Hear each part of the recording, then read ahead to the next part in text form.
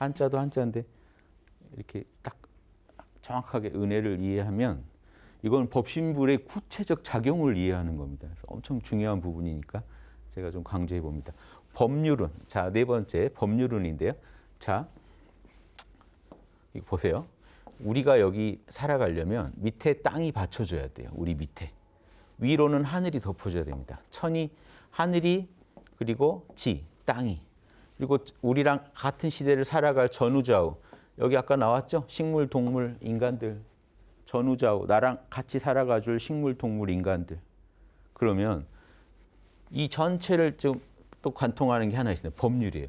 그러면 내가 나를 중심으로 내가 수신제가 지구평천한 내가 나를 다스리더라도 내 주변 사람들, 가정을 다스리더라도 더 확장해서 나라를 다스리더라도 더 나아가서 전 세계, 초목금수까지 다 어떻게 다스릴 거냐. 법률이 있더라면 법칙도 하늘이 법률을 베풀어줘서 이 법률만 따르면 옳고 바르게 돼 있고 은혜롭게 돼 있고 요거 어기면 잘못되게 남한테 피해를 주게 돼 있더라는 거예요. 그래서 이 법률이라는 건 법률의 은혜는 인도의 어떤 정의입니다. 사람이 걸어야 할 올바른 길. 요 길을 줬으니까 요 은혜 덕에 우리가 이걸 따르기만 하면 복을 받고 어기면 벌을 받으니까 법률을 잘 지켜야겠죠. 그래서 항상 그 법신불 사은이시 하지만 법신불은 안 보인단 말이에요. 근데 천지는 보입니다. 지금 내가 밟고 서 있잖아요. 그럼 땅한테 잘해야죠. 그렇죠? 예, 이건 환경 문제도 신경 써야죠. 땅한테 잘해야죠. 하늘한테 잘해야죠. 그럼 천도도 지켜야 돼요. 천지팔도도. 그리고 부모한테 바로 은혜를 받으니까 부모를 통해서 부모한테 은혜 베풀어야죠. 예, 또 동포들한테 잘해야죠. 초목금수한테도 내가 잘해야죠. 은혜를 갚으려면. 그 모든 거를 다 이 법률에 기반해서 해야 된다. 그래야만 올바르게 은혜를 갚을 수 있다. 그래서 이 법률을 제시해 줬다는 건 12이해를 다 판단할 수 있는 거잖아요. 그래서 지금 지난번에 한 말씀드렸지만 법법자 보시면 우리가 안 법법자는 그냥 물이 흘러가는 이런 순리적인 모습, 물이 흘러가듯이 순리자연하자, 순리자연으로 푸셔도 됩니다. 스스로 그러한 자연의 그 공정한 법칙을 따라서 순리대로 가자. 그런데 이 글자를 보시면 원래 이 물이 등장하게 된 게 여기 물이 있죠. 물가에서 이게 해태나 해치라고 하는 동물입니다. 여기서 보면 이제 사슴처럼 그려놨는데요. 이렇게 뿔이 난 자, 그림을 이렇게 그린 거예요. 뿔이 났는데 이렇게. 그러면 이 뿔하고 눈을 지금 한목에 해결한 겁니다. 이 그림이. 그래가지고 다리가 4개 달렸습니다. 뿔난 동물이에요. 본래 이제 중국에 전해오기는 되게 사자 같은 존재. 지금 경복궁에 있는 해태를 보면 약간 얼뜻 보면 호랑이 같이 생겼거든요. 예, 그렇죠. 해태 타이거지 그러죠. 그래서 해태가 호랑이 모양을 하고 있습니다.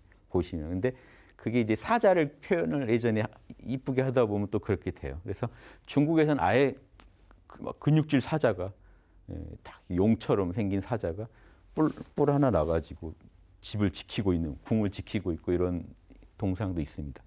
그래서 해태는 특징이 선악을 판단할 수 있는 동물입니다. 선악을 판단. 그리고 또 불을 막는 동물이라고 해서 지금 경복궁 앞에 해태를 배치해 놓은 거는 남쪽을 보고 있죠. 숭례문 그쪽이 이제 불이니까 불을 항상 막아야 된다. 궁을 지키는 동물로서 갖다 놨는데 원래는 선악 판정하는 동물. 그래서 이 동물이 사람이 있잖아요. 사람이 있으면 이 선악을 판단해 가지고 구덩이에 넣어버립니다. 악하면 제거해 버린다는 이게 제거할 고자도 되거든요. 어떻게 제거하냐? 물에 빠뜨려서 제거해 버립니다. 물가에서 제거해 버려. 이걸 그려는. 그러니까 선악 인도 정의 그대로죠. 인도 정의를 어기면 안 된다는 게 법입니다. 그래서 법은 인도 정의입니다. 그냥 이 법을 구체적으로 이제 정해놓은 게 율입니다. 율법들이에요. 계율이나 율법들. 이제 뭐 할 때는 어떻게 해야 인도 정의고 뭐 할 때는 어떻게. 이 법에 기반해서 세세하게 인간들이 지킬 수 있게 써놓은 겁니다. 그래서 보시면 요 율자는 요거는 아시겠죠? 행할행자라는 거는 제 강의 들으셨으면 뭐죠? 사거리. 그러니까 이게 행할행자라는 건요. 이 사거리, 즉 걷다도 되고 길을 잘 걷답니다. 길을. 사거리에서 길 안 잃어버리고 잘 걸어야죠. 그래서 길도자에도 도덕 덕자에도 덕자에도 이게 다 들어있는 겁니다. 그래서 보세요. 그런데 요거는 뭘까요? 손. 자, 손으로 붓을 들고 있는 모습 아닌가요? 막대기도 되지만 이렇게 해놓으면 붓입니다. 붓을 들고 있어요. 붓을 들고 그 길에 맞게 쫙 써내려가는 거예요. 질서정연하게 쭉 기술하는 게 이게 율입니다. 그럼 이게 뭐냐면요. 시도 운율이 있어야죠. 그러니까 말을 쓸 때도 일정한 일정한 질서를 의미하는 거예요. 이게. 일정한 질서에 맞게 글을 쭉 써는 글을 쓰면 시가 되죠. 운율이 되죠. 예. 그럼 음악에도 음률이 되고 다 율이에요. 율. 일정한 법칙 질서를 말합니다. 율이라는. 그걸 실제로 그렇죠? 법제화해 놓은 거를 율 그러죠. 율. 행정명령은 영에서 율령 그럽니다. 율령.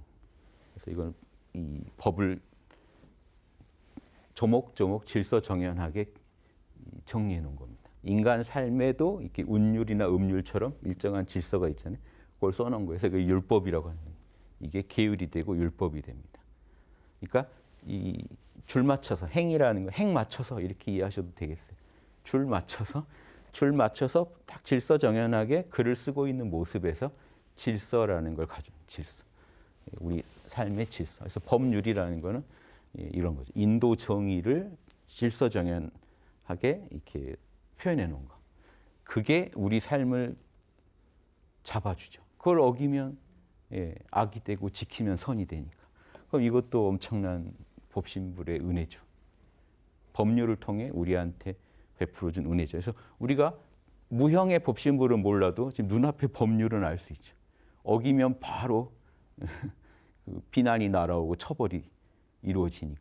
그래서 법률의 은혜. 그래서 우리가 지키기로 합의한 법률부터 지켜나가되 결국은 인도 정의에 맞아야 되잖아요. 그래서 지금 우리가 그러면 현재 있는 법이 다 인도 정의에 맞지 않는 경우도 있지 않을까요? 맞죠. 그러니까 일단 눈앞에 있는 법률은 지켜가되 그것도 법률에 사회적으로 합의한 법률이니까 그 질서를 지켜주되 인도 정의에 어긋난 거 계속 고쳐가야겠죠.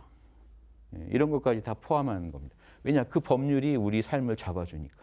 그래서 법률의 은혜만 해도 또 이렇게 깊게 이해해 볼 수 있습니다. 여기까지.